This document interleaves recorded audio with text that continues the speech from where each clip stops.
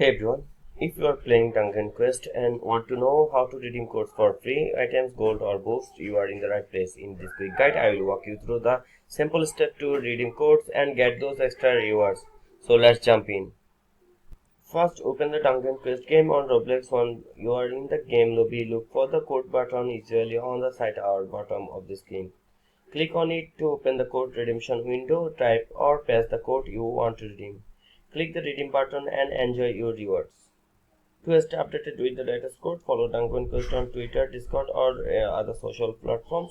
Keep an eye on in-game announcements or patch notes. Join Roblox communities where players share the latest codes. Alright, that's it for quick guide on redeeming codes in Dungeon Quest. If this helped, please give the video a thumbs up, subscribe for more gaming tips, and drop a comment if you have any other Dungeon Quest questions.